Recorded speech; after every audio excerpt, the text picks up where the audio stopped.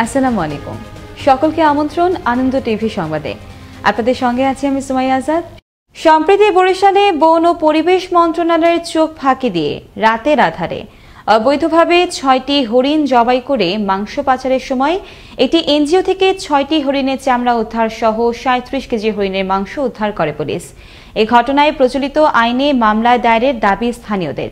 Barishal bureau প্রধান কাজী আলামিন জানাচ্ছেন বিস্তারিত।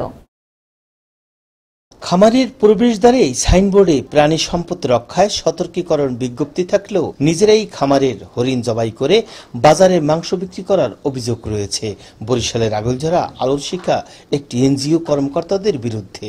এই ঘটনায় এনজিওর পরিচালক সহ 2 জনকে 50,000 টাকা জরিমানা ও 2 মাসের কারাদণ্ড দিয়েছেন ভ্রাম্যমাণ আদালত। তবে প্রচলিত আইনে জড়িতদের শাস্তির দাবি স্থানীয়দের। বন্যপ্রাণী নিধন করা তো একটা দণ্ডনীয় অপরাধ এবং বাংলাদেশের সংবিধানের নিয়ম অনুসারে এদের তো শাস্তি হওয়া উচিত।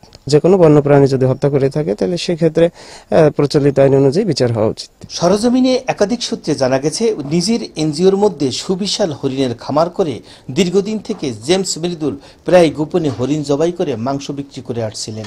এছাড়াও বিভিন্ন ব্যক্তির কাছে মোটা অঙ্কের টাকার বিনিময়ে হরিণ বিক্রি করেছেন।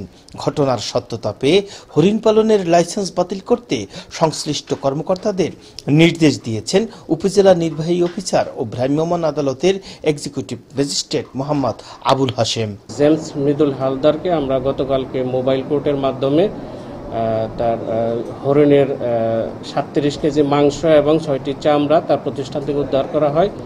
সে অপরাধে তাকে 50,000 টাকা অর্থদণ্ড এবং একের সাথে 2 মাসের বিনাশ্রম কারাদণ্ড প্রদান করা হয় এবং সেই সাথে তার 2 জন সহযোগীতে প্রত্যেককে 5,000 টাকা অর্থদণ্ড প্রদান করা হয়।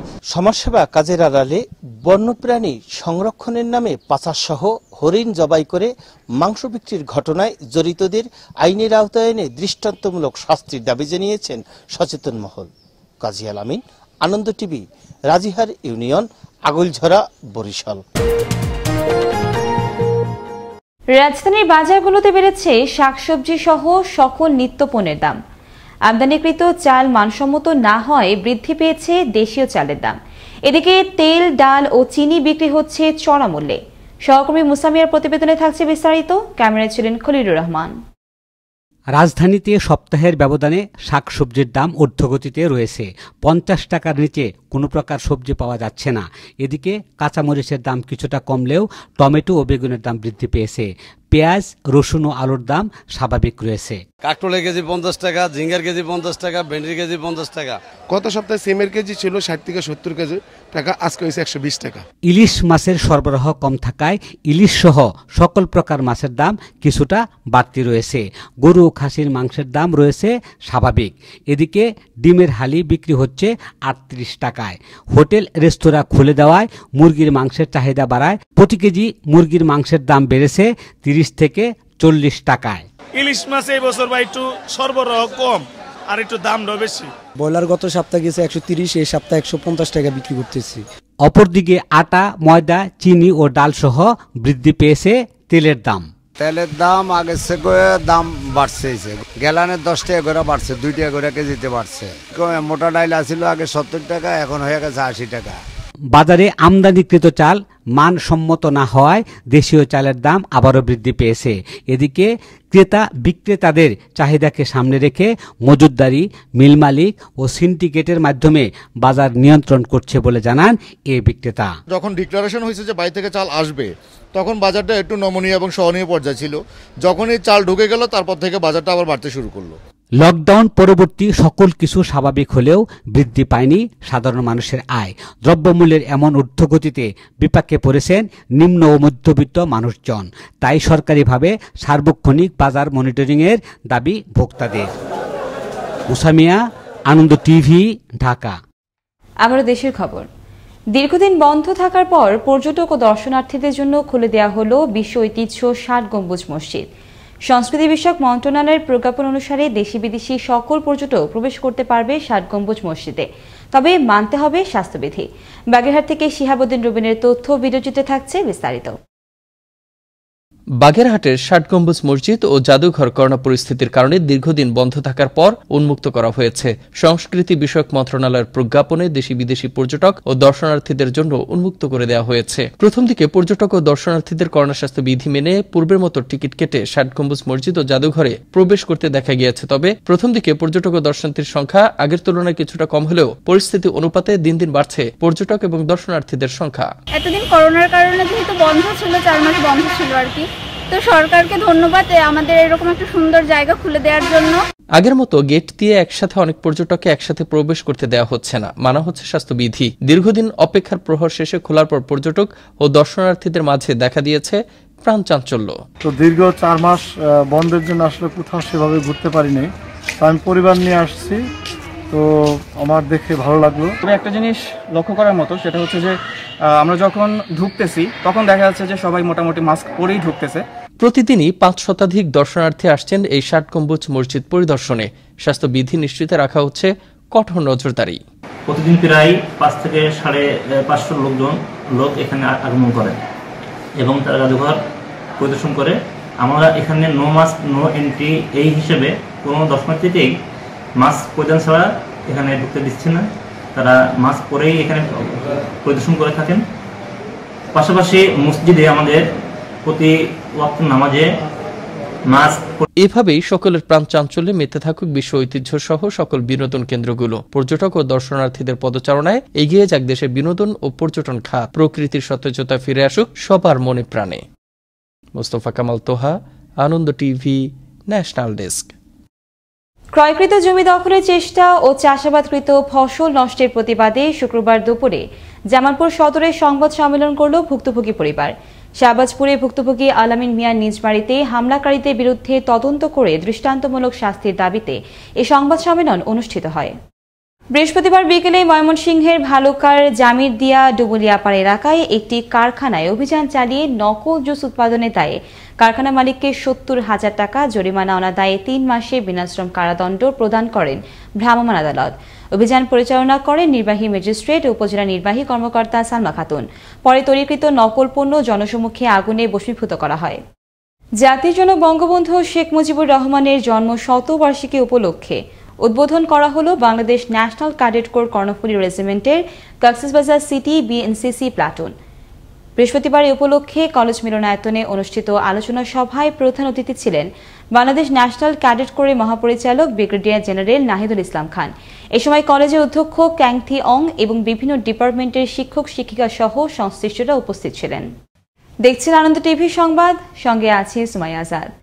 বৃহস্পতিবার রাতে আশুলিয়ার জামগড়ার রূপায়ণ মাঠ এলাকার একটি বাড়িতে আগুন লেগে পুড়ে ছাই হল বাড়ির 12টি টিন শেড ঘর। এ সময় আগুনে দগ্ধ হয়ে মৃত্যু হয় 3 বছরের এক কন্যা শিশুর।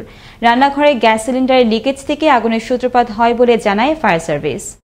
খুলনা রেল কর্তৃপক্ষ লিজ দেয় রেলের জমি, এরপরও রেল কর্তৃপক্ষের অনৈতিকভাবে অর্থ আদায় এবং প্রশাসনিক হয়রানি করছে এমন অভিযোগ এনে বৃহস্পতিবার রাতে শহরের প্লাটিনাম ক্লাবে এক প্রতিবাদ সভার আয়োজন করে ভুক্তভোগীরা। প্রতি বছর নিয়ম অনুসারে বসবাসকারীরা জমির খাজনা দিয়ে আসলেও রেলের কিছু অসাধু কর্মকর্তা অনৈতিকভাবে অর্থ আদায়ের চেষ্টা করছে বলে অভিযোগ করেন সমাবেশের বক্তারা। এ সময় হয়রানি বন্ধের দাবি জানান বক্তারা।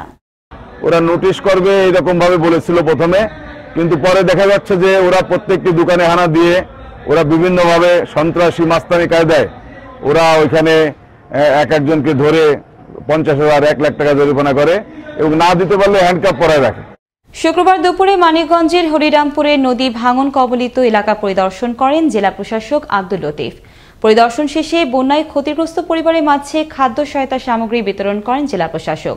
এ সময় উপজেলা নির্বাহী কর্মকর্তা সাইফুল ইসলাম এবং জেলা ত্রাণ ও পুনর্বাসন কর্মকর্তা আওলাদ হোসেন সহ স্থানীয় চেয়ারম্যানগণ উপস্থিত ছিলেন। নানান অব্যবস্থাপনা, অনিয়ম ও দুর্নীতিতে ব্যাহত হচ্ছে রংপুরের ইউনিয়ন স্বাস্থ্য ও পরিবার কল্যাণ কেন্দ্রগুলোর সেবাদান কার্যক্রম। এতে ভোগান্তিতে পড়েছেন প্রান্তিক জনপদের হাজারো মানুষ। কবে নাগাদ নিরসন হবে এই সংকট তা জানে না কেউ। রংপুর থেকে মাহফুজ আলম প্রিন্সের প্রতিবেদনে থাকছে বিস্তারিত। পরিবার পরিকল্পনার তথ্যানুযায়ী রংপুর জেলায় 67টি ইউনিয়ন স্বাস্থ্য ও পরিবার কল্যাণ কেন্দ্র রয়েছে। এই স্বাস্থ্য কেন্দ্রগুলোতে 5 জন করে লোকবল থাকার কথা থাকলেও 27টি কেন্দ্রে নেই কোনো লোকবল। মাঠকর্মী সহ অন্যান্য পদে রয়েছেন আরো 43 জন। আমরা গরিব মানুষ, কিনে খাইতে পারিনি।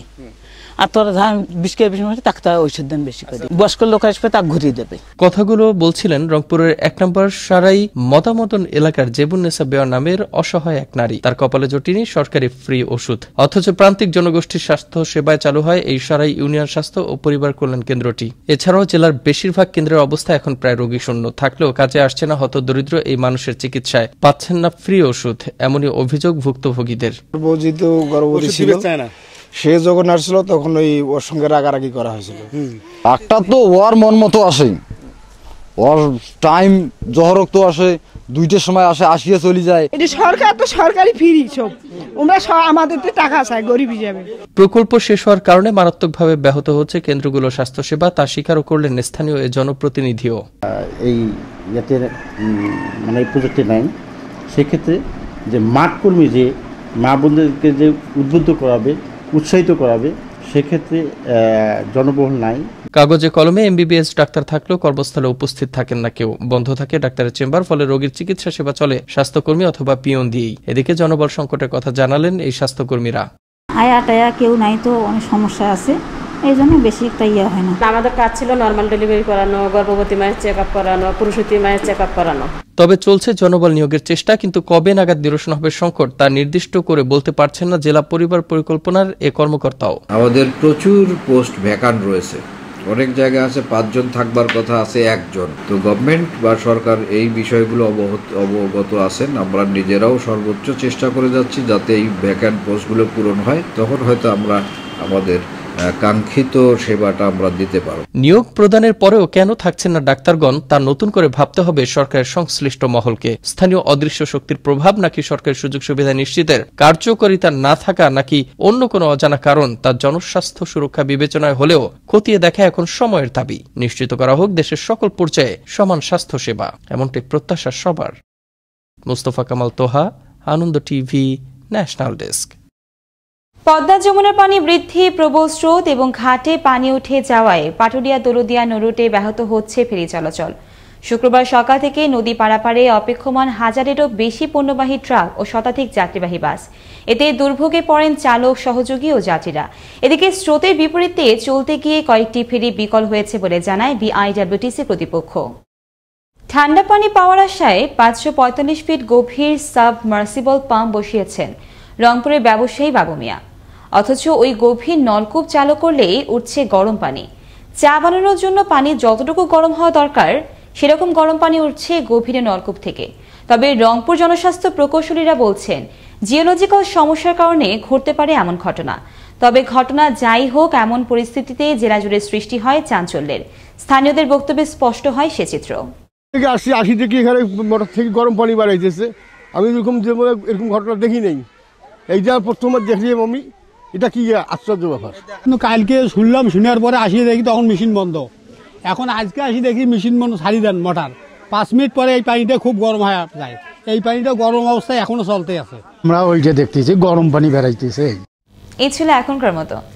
আনন্দ টিভির সংবাদ দেখুন প্রতিদিন বিকেল 5টা 30 এবং রাত 9টা 30। আনন্দ টিভির সঙ্গে থাকার জন্য সকলকে ধন্যবাদ।